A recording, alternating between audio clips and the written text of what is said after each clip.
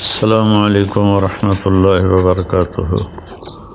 بسم اللہ الرحمن الرحیم، والصلاة والسلام علی رسولہ الکریم وعلی آلہ وصحبہ اجمعین، اما بعد۔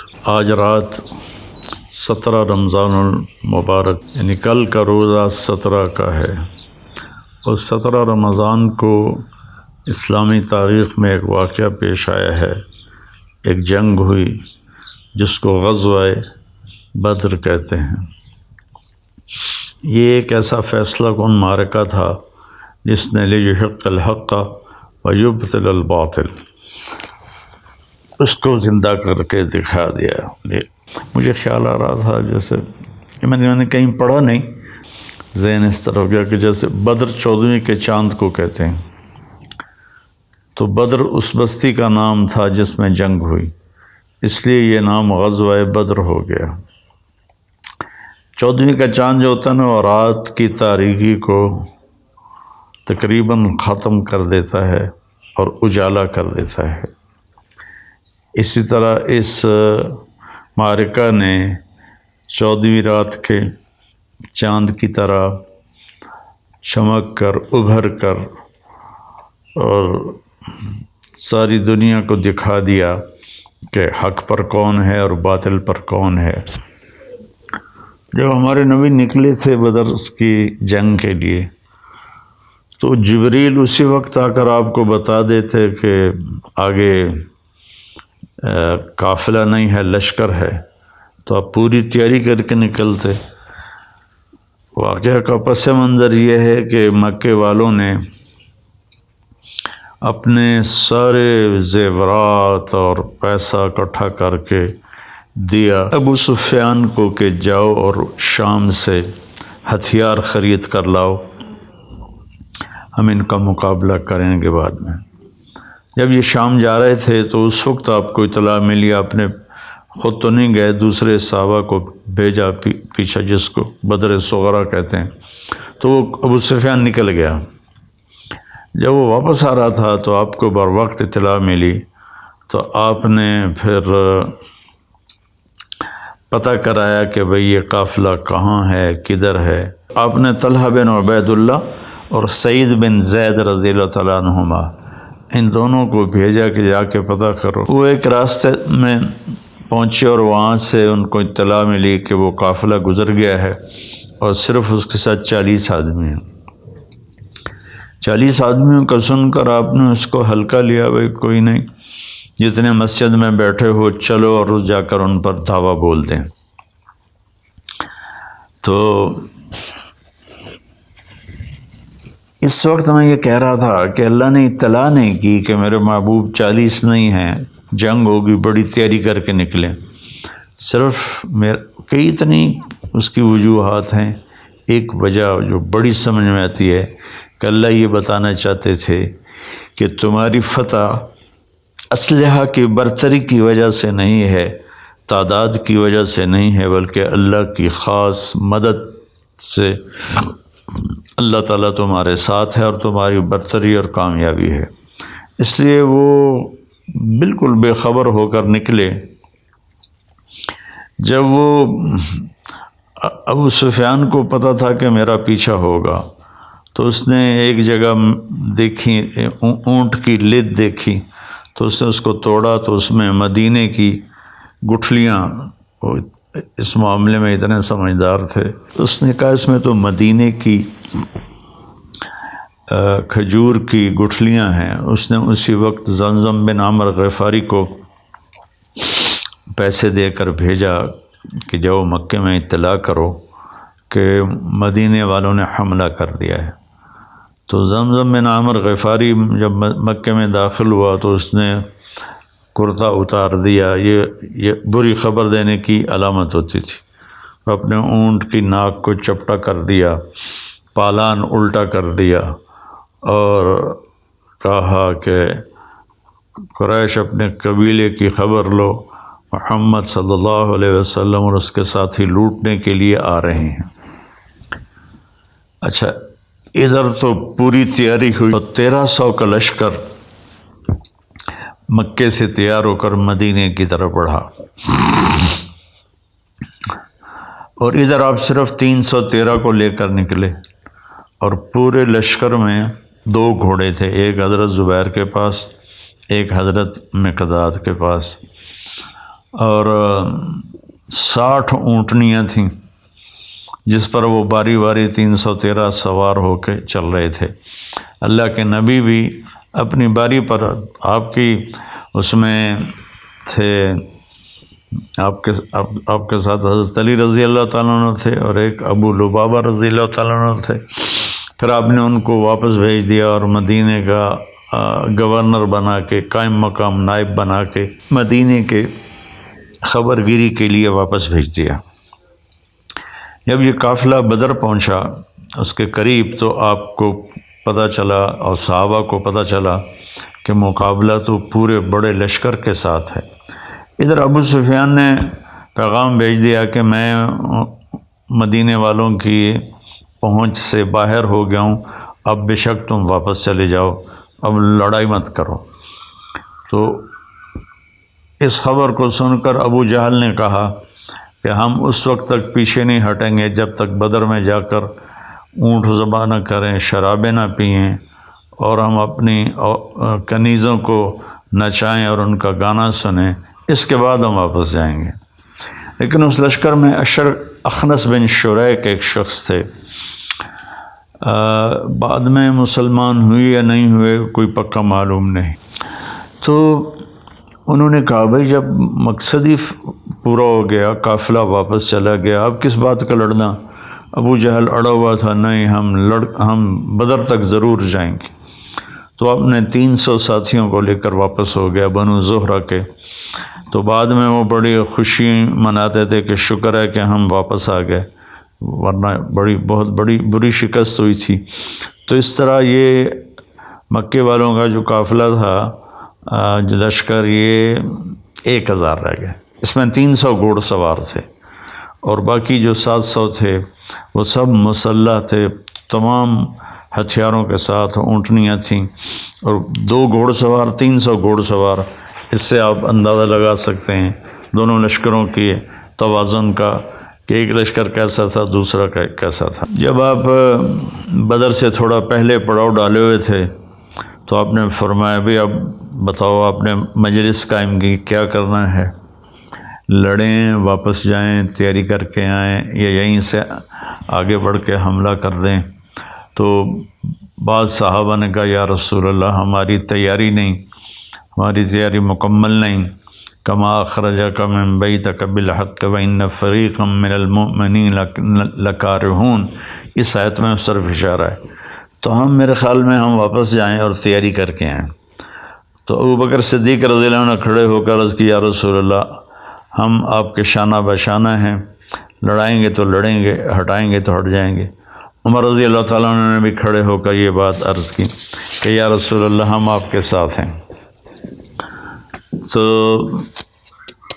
پھر مقداد بن اسود رضی اللہ تعالیٰ عنہ کھڑے ہوئے، تو انہوں نے کہا یا رسول اللہ ہم بنی اسرائیل نہیں ہیں کہ کہیں اذهب انت وربک فقاتلا۔ جب موسیٰ علیہ السلام نے ان کو قتال کے لیے تیار کیا تو کہنے لگے اے موسیٰ آپ جائیں، آپ کا رب جائیں، دونوں لڑ کے فتح حاصل کریں، پھر ہمیں بلا لیں جب فتح حاصل ہو جائے۔ تو فرمایا کہ یا رسول اللہ ہم بنی اسرائیل نہیں ہیں، ہم آپ کے آگے لڑیں گے، پیچھے لڑیں گے، دائیں لڑیں گے، بائیں لڑیں گے، ہماری لاشوں سے گزر کر وہ جائیں گے۔ تو آپ نے پھر پوچھا بھئی کیا رائے ہے؟ تو سعد بن معاذ رضی اللہ عنہ کھڑے ہوئے کہ یا رسول اللہ ہم سوچ رہے تھے ہمارے مہاجر بھائی جواب دے رہے ہیں تو وہی جواب ہمارا جواب ہے، لیکن لگتا ہے کہ آپ مدینے والوں سے الگ پوچھنا چاہتے ہیں، تو ہماری بات یہ ہے کہ سالم من شئتا وقت حبال من شئتا قاتل من شئتا۔ یا رسول اللہ ہم آپ کے ساتھ ہیں، جس سے جوڑ دیں جڑ جائیں گے، جس سے توڑ دیں ٹوٹ جائیں گے، جنگ کروا دیں بھڑ جائیں گے، سمندروں میں کود جاؤ کود جائیں گے، مدینے کا ایک بچہ بھی پیچھے نہیں رہے گا، برق غماد تک اپنے اونٹنیاں دوڑاتے چلے جاؤ، یمن کے ایک پہاڑ کا نام تھا، تو پیچھے مڑ کے کوئی نہیں دیکھے گا۔ تو اس پر آپ بہت خوش ہوئے، آپ نے فرمایا کہ اللہ کی مدد ہمارے ساتھ ہے۔ تو آپ نے کوچ کیا اور بدر میں ایک جگہ پر خیمے لگانے کا اعلان کیا۔ جب سارے خیمے لگ گئے تو پھر ایک صحابی کھڑے ہوئے، حباب بن منذر رضی اللہ تعالیٰ عنہ، یا رسول اللہ، یہ جو خیمے آپ نے لگائے ہیں یہ اللہ کے حکم سے لگائے ہیں، اللہ کی وحی سے لگائے ہیں؟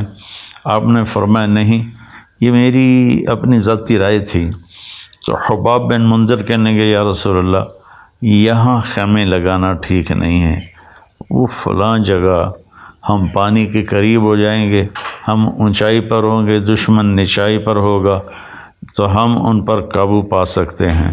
تو اب جبریل آئے اور عرض کیا رسول اللہ، اللہ تعالیٰ فرما رہے ہیں جیسے حباب بن منذر نے کہا ہے ویسے کیا جائے۔ اچھا، اب آپ اس میں سارے حضرات جو سن رہے ہیں غور کریں کہ اللہ نے پہلے کیوں نہیں بتا دیا وحی کے ذریعے کہ یہاں خیمے ٹھیک نہیں ہیں، وہاں ٹھیک ہیں۔ یہ ایک خوبصورت سنت کو وجود دیا کہ چھوٹا بھی بڑے کو رائے دے سکتا ہے، اور بڑا اپنے چھوٹے کی رائے پر غور کرے۔ وہ یہ نہ کہے تم کیا پدی کا شور بات، کل تسی جمے ہو تے آج سانو تسی نصیحتاں کر رہے ہو، اس سے بڑے بڑے نقصان ہوئے ہیں۔ تو اس میں ایک بڑا خوبصورت نقطہ ہے کہ والدین اپنے بچوں کی بات سنیں، ان کو صرف بچہ نہ سمجھے۔ بعض اوقات بچے کے منہ سے ایسی بات نکل جاتی ہے جس میں سب کے لیے بھلا، فائدہ اور نفع ہوتا ہے۔ تو خیر بات لمبی نہ ہو جائے، جبریل نے کہا یا رسول اللہ وہاں خیمے، تو آپ نے سارے خیمے وہاں اکھاڑے۔ اگلے دن جمعہ کا دن تھا، آپ نے صفوں کو ترتیب دیا، آپ نے مہاجرین کا جھنڈا حضرت علی رضی اللہ تعالیٰ عنہ کو دیا، اور انصار کا جھنڈا آپ نے سعد بن معاذ رضی اللہ تعالیٰ عنہ کو دیا۔ اس کو کہتے ہیں رائع، چھوٹا جھنڈا، اور بڑا جھنڈا عالم جس کو کہتے ہیں، اور عربی میں لواء کہتے ہیں، وہ آپ نے مصعب بن عمیر رضی اللہ تعالیٰ عنہ کو دیا۔ وہ سفید رنگ کا تھا، وہ سینٹر میں تھا، درمیان میں تھا۔ تو پھر آپ نے صفوں کو ترتیب دیا اور دے رہے تھے کہ ہوا کا جھونکا آیا۔ حضرت علی نے پوچھا یا رسول اللہ یہ کیا ہے؟ تو آپ نے کہا جبریل آ گئے ہیں 500 فرشتوں کے ساتھ۔ پھر دوبارہ ایک ہوا کا جھونکا آیا۔ پھر حضرت علی نے پوچھا یا رسول اللہ یہ کیا ہے؟ تو آپ نے فرمایا میکائیل آ گئے ہیں 500 فرشتوں کے ساتھ، 1000 فرشتے، انی ممدکم بألف من الملائکۃ مردفین اذ تستغیثون ربکم فاستجاب لکم انی ممدکم بألف من الملائکۃ مردفین۔ تو ہم 1000 فرشتے تمہاری مدد کے لیے بھیجیں گے۔ اس کے بعد آپ نے فرمایا جب تک ادھر سے پہل نہ ہو جنگ نہیں کرنی ہے، جب تک ادھر سے وہ نہ ہتھیار اٹھائیں اور قریب نہ آئے تو انہیں تیر نہیں چلانا۔ یہ کہہ کر آپ اپنی صف میں تشریف لائے اور صفوں کو ٹھیک کرنے لگے۔ تو سواد بن غزیہ رضی اللہ تعالیٰ عنہ وہ تھوڑا سا آگے نکلے ہوئے تھے، تو آپ کے پاس تیر تھا، آپ نے یوں چبھو کر کا سواد صف کے برابر کھڑے ہو۔ وہ کہنے لگے یا رسول اللہ آپ نے تو مجھے تکلیف پہنچائی، مجھے بدلہ دیں۔ آپ حیران بھی ہوئے، تو آپ نے ایسے اپنا کرتا اٹھا دیا کہ لو بھائی تم بھی تیر مار لو۔ تو جلدی سے آپ کو لپٹ گئے اور آپ کے پیٹ کا بوسہ لیا کہ یا رسول اللہ لگتا ہے آخری مارکہ ہے میرا، شہادت سے پہلے میرے لب آپ کے جسم مبارک کو چھو جائیں، اس لیے میں نے یہ کیا۔ اور پھر ایسا ہی ہوا، سواد بن غزیہ اس لڑائی میں شہید ہو گئے۔ تو جنگ سے پہلے شاہ سوار نکلتے تھے جنگ کرنے کے لیے۔ درمیان ادھر سے عتبہ بن ربیعہ اور ولید بن عتبہ اور شیبہ بن ربیعہ ایک ہی خاندان کے 2 بھائی، ایک بھتیجا بیٹا۔ تو ولید عتبہ کا بیٹا اور عتبہ بن ربیعہ باپ اور شیبہ بن ربیعہ بھائی، تو ادھر سے نکلے، آپ نے منتخب فرمایا حضرت عوف کو اور معاذ بن افرا کو، اور یہ دونوں بھائی تھے، اور تیسرا عبداللہ بن رواحہ کو۔ تو جب یہ تینوں آئے تو سب کے چہروں پر وہ خود تھے۔ تو ابو سفیان نے، تو عتبہ بن ربیعہ نے پوچھا کون لوگ ہو؟ کہا ہم مدینہ کے ہیں۔ تو کہنے لگا اے محمد، ہمارے مقابلے میں ہمارے جوڑ کے بھیجو، ہم ان سے نہیں لڑنا چاہتے، یہ تو سیدھے سادے لوگ ہیں۔ تو آپ نے تینوں کو واپس بلایا اور فرمایا حمزہ اٹھو، علی اٹھو، عبید اٹھو۔ یہ سارے آپ کے خاندان کے تھے، حمزہ چچا تھے، علی چچا زاد بھائی تھے، حارث تایا زاد بھائی تھے، حارث آپ کے سب سے بڑے تایا تھے۔ عبد المطلب کے 15 بیٹے ہوئے، ان میں سب سے بڑے حارث تھے، یہ ان کے بیٹے تھے، عبید بن حارث۔ تو یہ تینوں حضرات آگے بڑھے۔ تو عتبہ نے پوچھا کون ہو؟ کہا حمزہ بن عبد المطلب۔ تم کون ہو؟ کہا علی بن ابی طالب۔ تم کون ہو؟ کہا عبیدہ بن حارث بن عبد المطلب۔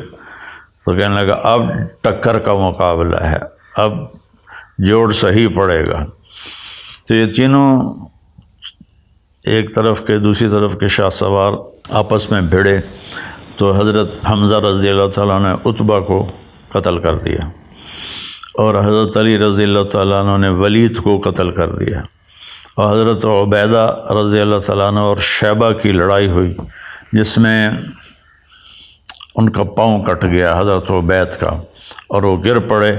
تو حضرت حمزہ اور حضرت علی رضی اللہ تعالیٰ عنہ علیہم السلام، انہوں نے آگے بڑھ کے شیبہ کا بھی سر اڑا دیا، اور حضرت عبید کو اٹھا کر لائے تو انہوں نے اللہ کے نبی کے قدموں پہ سر رکھ دیا کہ یا رسول اللہ الست شہیدن، کیا میں شہید ہوں؟ آپ نے کہا بلا وانا علیک شاہد، بالکل تو شہید ہے اور میں تیری شہادت کی قیامت کے دن گواہی دوں گا۔ پھر کہنے لگے یا رسول اللہ، اگر آج ابو طالب زندہ ہوتے تو ان کے اس شعر کا میں زیادہ حقدار تھا۔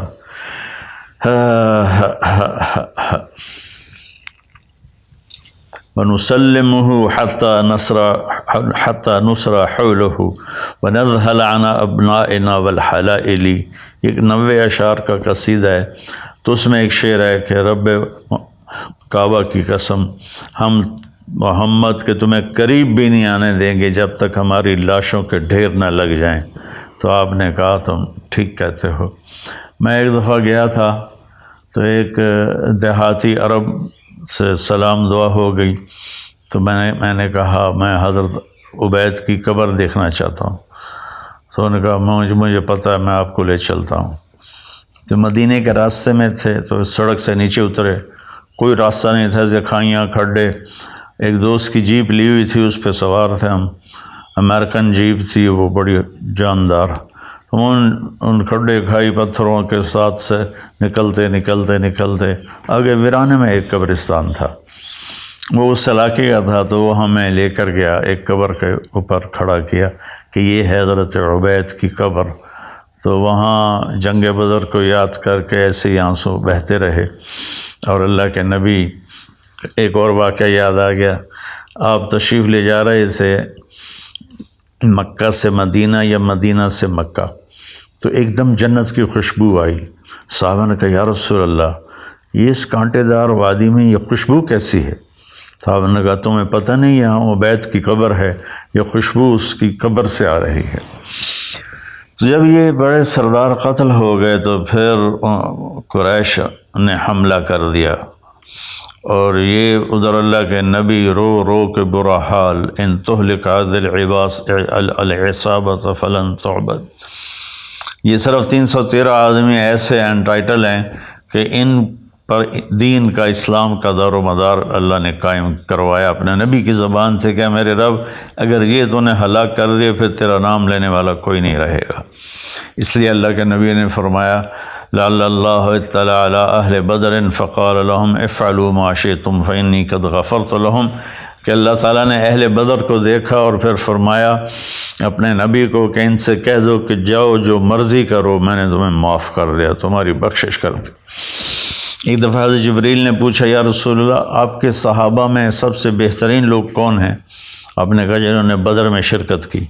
تو جبریل نے عرض کی یا رسول اللہ ہمارے آسمان کے فرشتوں میں بھی وہ فرشتے سب سے قابل قدر ہیں 1000 جنہوں نے جنگ بدر میں شرکت کی۔ تو ملائکہ اللہ نے اتارے، مسلح اتارے، لڑائی شروع ہوئی، چند گھنٹوں میں فیصلہ ہو گیا اور 70 آدمی ان کے مارے گئے، 70 ان کے قبضے میں آ گئے۔ تو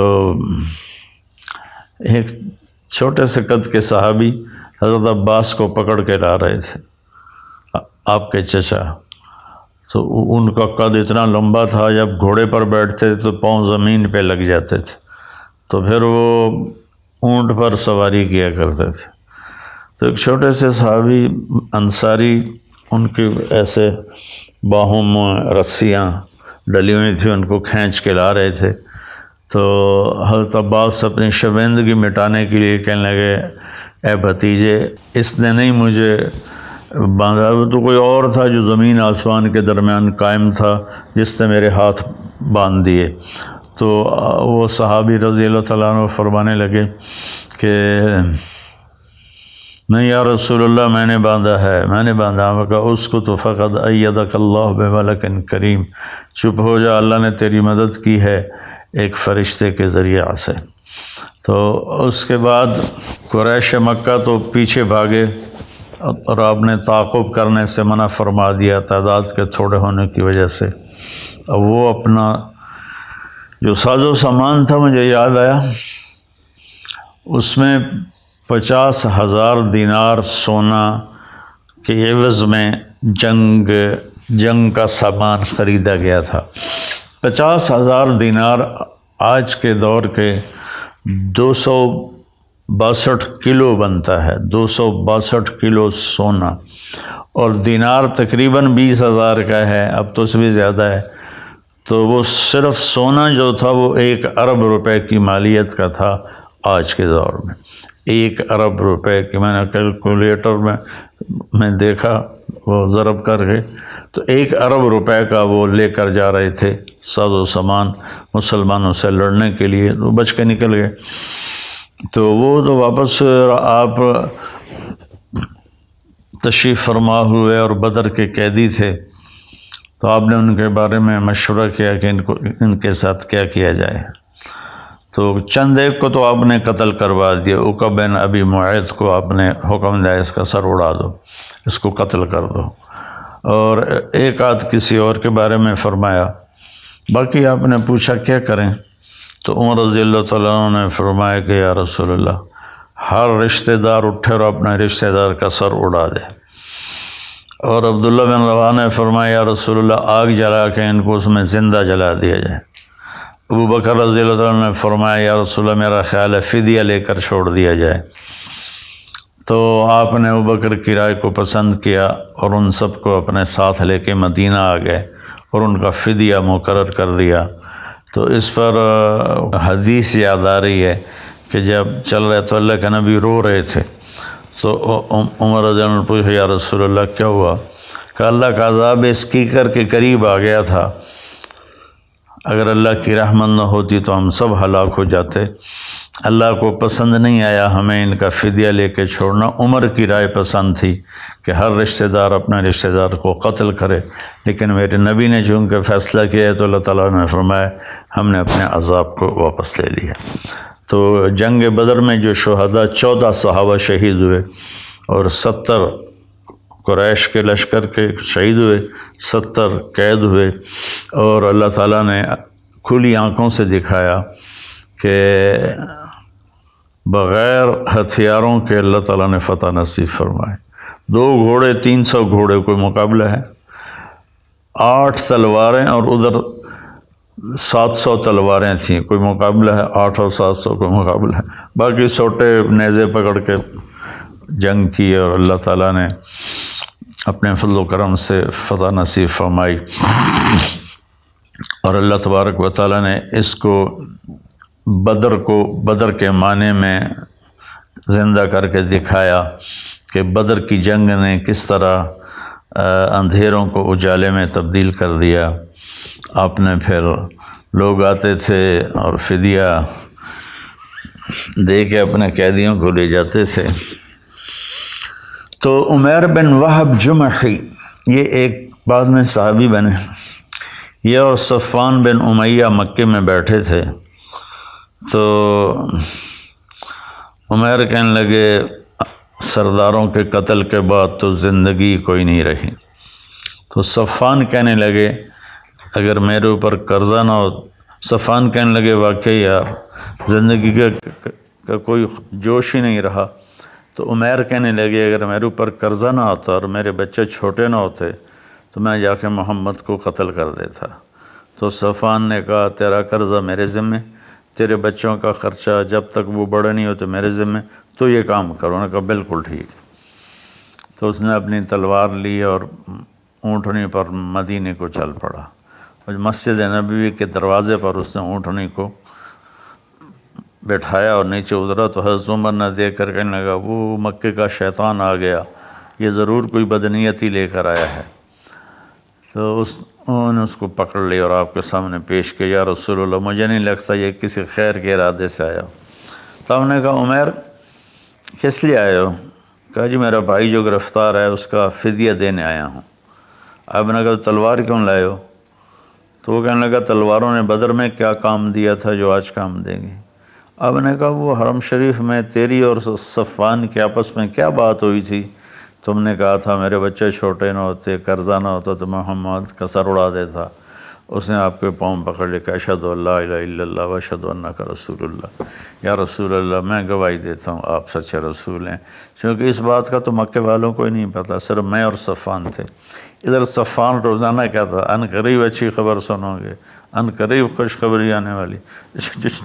جو آدمی مدینے سے آتا بھاگ کر اس کے پاس جاتا، کوئی نئی خیر خبر۔ ایک دن ایک آدمی آیا تو بھاگا گیا، کوئی نئی خیر خبر کا، ہاں عمیر بن وہب نے اسلام قبول کر لیا۔ تو اس نے اتنی گالیاں دی ان کو کہ انہوں نے میرا مال برباد کیا، میرا یہ برباد کیا۔ لیکن اللہ نے بعد میں صفوان بن امیہ کو بھی ایمان نصیب فرما دیا۔ فتح مکہ پر اللہ نے ان کو ہدایت دی، کلمہ پڑھا، اور جنگ حنین کے لیے 100 زریں اکیلے صفوان بن امیہ نے پیش کی تھیں جنگ حنین کے لیے۔ تو نبی کی سیرت پڑھا کرو۔ میں تو اس کی تفصیل میں جاؤں تو کئی گھنٹے کا بن جائے گا یہ، لیکن میں صرف اشارات آپ کو بتا دیے، وہ جو میری یادداشت میں تھے وہی میں نے آپ کی خدمت میں پیش کر دیے۔ لیکن آپ سب بہن بھائیوں سے گزارش ہے اپنے نبی کی زندگی ضرور پڑھیں، اس سے بہت فائدہ ہوگا۔